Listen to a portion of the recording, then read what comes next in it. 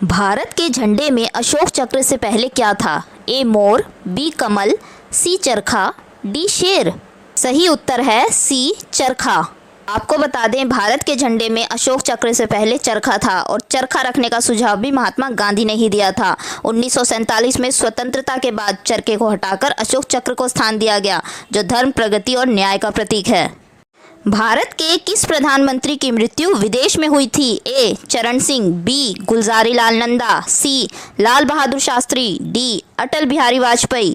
सही उत्तर है सी लाल बहादुर शास्त्री। लाल बहादुर शास्त्री, जो कि भारत के दूसरे प्रधानमंत्री थे, उनकी मृत्यु विदेश में हुई थी। मुख्य चुनाव आयुक्त यानी चीफ इलेक्शन कमिश्नर को कौन हटा सकता है? ए राष्ट्रपति, बी प्रधानमंत्री, सी संसद, डी सुप्रीम कोर्ट। सही उत्तर है सी संसद। भारत में मुख्य चुनाव आयुक्त को हटाने का तरीका जजों के समान है। संविधान के अनुसार मुख्य चुनाव आयुक्त को राष्ट्रपति तभी हटा सकते हैं जब संसद के दोनों सदनों द्वारा विशेष बहुमत से उनके खिलाफ दुर्व्यवहार या अक्षमता के आधार पर प्रस्ताव पारित किया गया हो। आपको बता दें, अन्य चुनाव आयुक्तों को हटाने का अधिकार राष्ट्रपति के पास है, लेकिन मुख्य चुनाव आयुक्त की सलाह पर। भारत के दूसरे प्रधानमंत्री कौन थे? ए इंदिरा गांधी, बी लाल बहादुर शास्त्री, सी अटल बिहारी वाजपेयी, डी जवाहरलाल नेहरू। सही उत्तर है बी लाल बहादुर शास्त्री।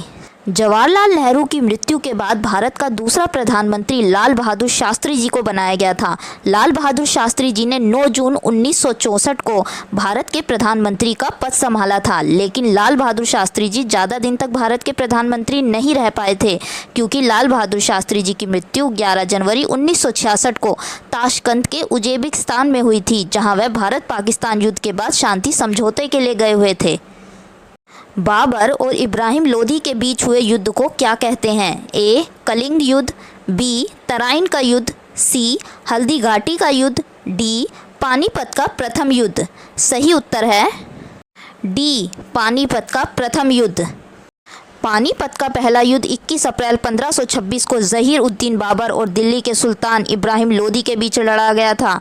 यह युद्ध उत्तर भारत में हुआ था और इसने मुगल साम्राज्य की शुरुआत की थी। इस युद्ध में बाबर की जीत हुई थी। बाबर की सेना ने इब्राहिम के 1 लाख से ज़्यादा सैनिकों को हराया था। इस प्रकार पानीपत की पहली लड़ाई ने भारत में बहुल लोदी द्वारा स्थापित लोदी वंश को समाप्त कर दिया था। भारत में आक्रमण करने वाले कौन थे? ए अरब मुस्लिम, बी एशियन मुस्लिम, सी यूरोपीय मुस्लिम, डी अफ़गान मुस्लिम। सही उत्तर है ए अरब मुस्लिम। पानीपत का प्रथम युद्ध कब हुआ था? ए 21 अप्रैल 1526, बी 21 मार्च 1526, सी 21 जनवरी 1526, डी 21 दिसंबर 1526। सही उत्तर है ए 21 अप्रैल 1526। पानीपत का पहला युद्ध 21 अप्रैल 1526 को बाबर और दिल्ली के सुल्तान इब्राहिम लोदी के बीच हुआ था। यह युद्ध उत्तर भारत में हुआ था। इस युद्ध में बाबर की जीत हुई थी। भारत का कौन सा राज्य सबसे गरीब है? ए बिहार, बी झारखंड, सी कश्मीर, डी राजस्थान। सही उत्तर है ए बिहार। भारत के सबसे गरीब राज्यों में नंबर 1 पर बिहार है। बिहार लगातार गरीबी दर के मामले में सबसे ऊपर रहा है। 2019 और 2021 के MPI रिपोर्ट के अनुसार बिहार में 34.70% लोग गरीबी रेखा के नीचे जीवन जी रहे हैं। महमूद गजनी ने भारत के किस मंदिर को लूटा था? ए गोल्डन टेम्पल, बी सोमनाथ, सी बद्रीनाथ, डी सूर्य मंदिर।